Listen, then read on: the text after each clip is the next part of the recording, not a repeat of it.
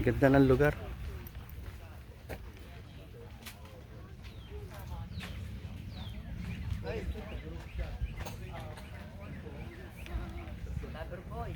Wait. Teka mamimiss ko yung mga ibang ano ni paring Washington eh.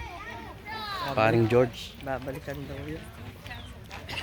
Mabalik ko tayo mamaya sa mansion. Ito pa natin napasok.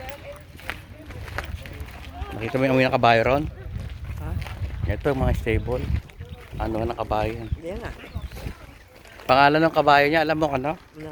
Si Kuya Nelson. Sikat tawagin. Dahil pangalan. Nelson nga. Meron pa pangalan.